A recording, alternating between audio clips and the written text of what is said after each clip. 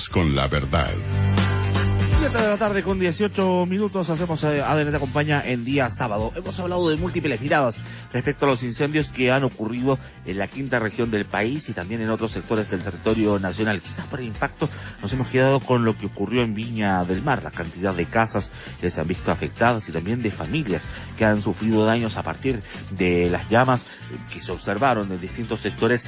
Nos ha llamado la atención y en nuestro país nos hemos volcado para ayudar siempre en este tipo de tragedias, de catástrofes. Pero la pregunta mayor que se suele hacer en estos tipos de casos es ¿cómo se puede ayudar? ¿Desde qué lugar se ofrece la ayuda? Más allá de lo económico, más allá de un bien, más allá de un servicio. ¿Cómo se apoya a quienes están pasando por este momento? Para hablar de esta situación nos acompaña en ADN Yasna Navarón, que es académica e investigadora de la carrera de Trabajo Social de la Universidad de las Américas de Concepción. ¿Cómo estás, Yasna? Bienvenida a ADN, buenas tardes. Hola, un gusto. Muchas gracias por la bienvenida. Igualmente, encantado de saludarte y recibirte en esta casa que es ADN. Partamos con esa pregunta que marcábamos al inicio de este diálogo, Yasna. ¿Cómo se ayuda? ¿Desde qué lugar nos acercamos a quienes sufren este tipo de tragedias? Claro, en primera instancia ayudar desde lo más social, asistencial, ¿cierto? Como lo requiere una tragedia con esta envergadura. Pero también lo que yo planteo, ¿cierto?, es un apoyo o un acompañamiento psicosocial, porque es necesario ver esta situación desde la contención, de la escucha activa, de una empatía, reconociendo a las otras personas como un válido como yo, es igual, ponernos a disposición de esta familia y de estas personas desde todos los aspectos teóricos prácticos del trabajo social, desde la psicología, resguardando siempre la integralidad de la persona. ¿Qué quiero decir con esto? Desde los aspectos físicos, sociales y también emocionales. Un ejemplo que me tocó observar durante esta semana. Había una persona que le decía a un periodista, un conductor de televisión que se acercó a la tragedia: deme un abrazo porque no he podido llorar y mi familia no me ha dejado llorar. Desde esa simpleza del abrazo se parte para poder hacer todo lo que nos ha marcado como factores de ayuda a gente en este tipo de situación. ¿Y sabes por qué se da eso? Específicamente por lo emocional, porque esto no puede quedar disociado de cualquier acción que hagamos, porque son las emociones las que nos movilizan a nosotros como personas. Por lo tanto, de ahí es menester comprender que estas influyen en nuestra conducta, en nuestras acciones, en las capacidades de confrontación o afrontación que tengamos a determinados aspectos de nuestra vida. En el mapa de afectados hay mucha población mayor, hay mucho adulto mayor que vive solo o que vivía sola en las casas que fueron afectadas por el fuego. La escucha activa en los adultos mayores, ¿qué tan fundamental es?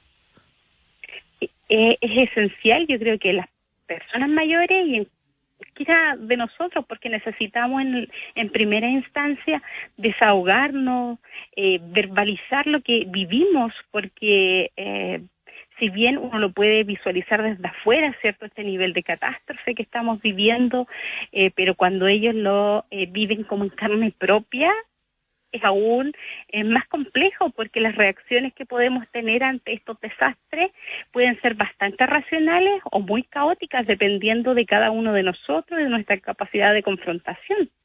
Entonces, desde ahí, la escucha activa y la empatía es fundamental para después hacer un trabajo mucho más riguroso, planificado sobre contención emocional, pero lo que primero quieren las personas es que lo escuchemos y que tratemos de visualizar lo que ellos han vivido. Tratar de entenderlo desde la experiencia, aunque a veces es algo difícil porque no todo el mundo ha vivido situaciones de incendio o de pérdida de casa. A lo más se pueden vivir situaciones que lo asemejen, un aluvión, un anegamiento de la casa, pero comprender una vivencia tan fuerte como un cambio de dirección que mueve el fuego hasta tu casa y la terminas perdiendo en menos de 15 minutos, es bastante difícil de comprender. Cómo el que se acerca con la ayuda se puede poner en el lugar de la persona a la cual va a atender, a la cual va a acompañar. Lo que yo propongo como ante la pregunta que me plantea, yo lo denominaría como un acompañamiento psicosocial, porque requiere en esta etapa, ¿cierto?, del acompañamiento, tener una visión como multidimensional sobre la realidad sociofamiliar que estaban atravesando en los distintos niveles, a través de lo micro hasta lo más macro, ¿cierto?, de una envergadura de esta catástrofe, y que han perdido muchos años de esfuerzo para satisfacer necesidades básicas e incluso más superfluas.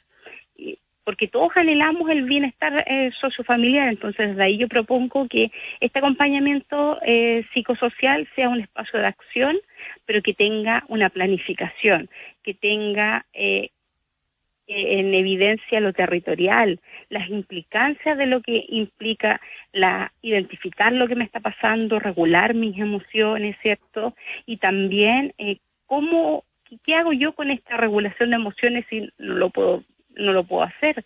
¿Cómo incide el bienestar, estas emociones de manera directa en mi bienestar, ¿cierto?, y en la identidad?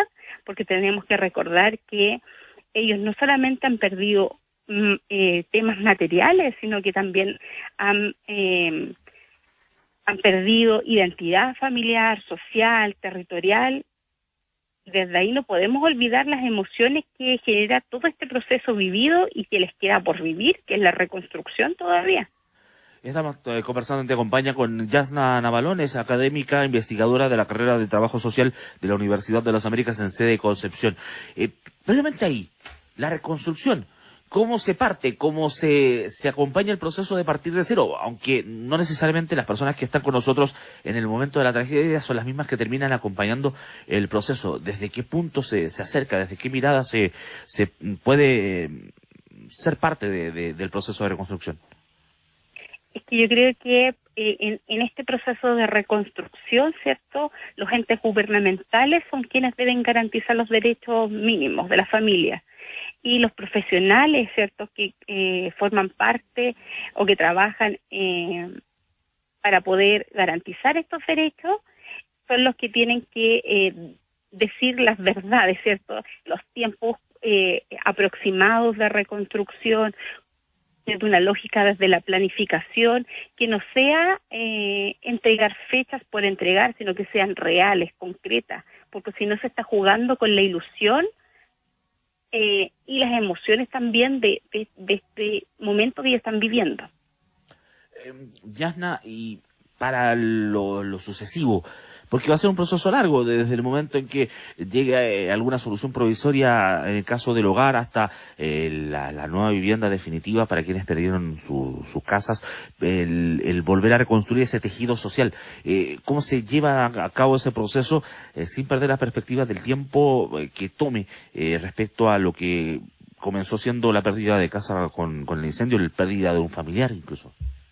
Claro, ahí es mucho más complejo porque es necesario vivir y acompañar este duelo, que el duelo es una pérdida, ¿cierto?, de un ser querido, pero también de lo material. Entonces es necesario que profesionales idóneos como los trabajadores sociales y como los psicólogos sean parte de esto y que las personas quieran también recibir este acompañamiento que les puede entregar las diversas instituciones gubernamentales. Que también son la primera parte de la respuesta, pero después sostenerla en el largo plazo es un tema que también preocupa a las familias. Insisto en ese concepto de que los que primero se acercan no son necesariamente los que están acompañando el proceso, ni tampoco son los últimos, porque mucha gente es voluntaria en el entusiasmo, en el unión en el proceso de unión de la tragedia, van a acompañar, se acercan a distintos barrios, preguntan dónde somos útiles y se acercan y abrazan y apapachan a quienes han perdido todo, pero no necesariamente son ellos los que terminan acompañando esos procesos, ya no. Claro, porque los voluntarios, ¿cierto?, son los que van a entregar como esta ayuda más inmediata de un tiempo corto. Pero este acompañamiento lo deben hacer profesionales que trabajan en algún programa en específico de la municipalidad.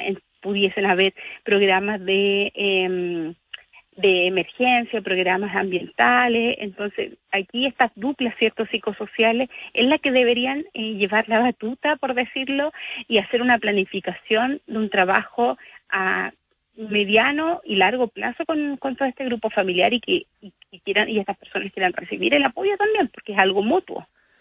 Sí, es algo mutuo. Siempre suele haber dos partes, pero en tiempos de tragedia siempre es bien recibido y bienvenido un abrazo, o la compañía, o la empatía, o el estar ahí para sostener procesos que son complicados.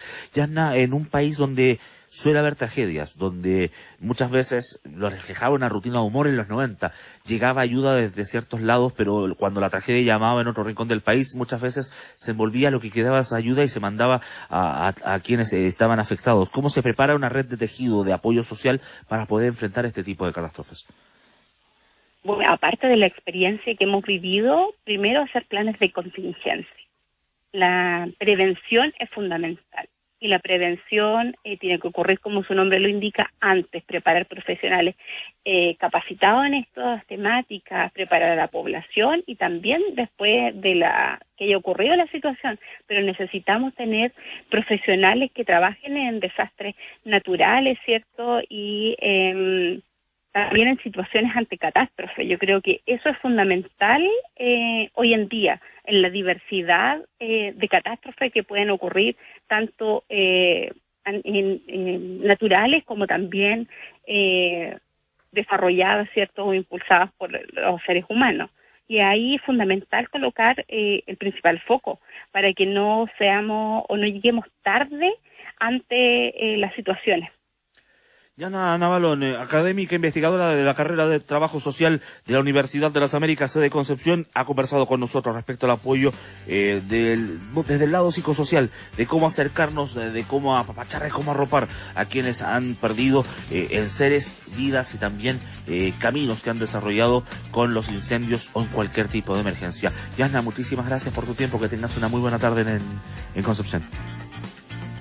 A ustedes iguales, muchas gracias. Que te vaya muy bien. Seguimos con ustedes haciendo ADN Te Acompaña hasta las 8 en la 91.7.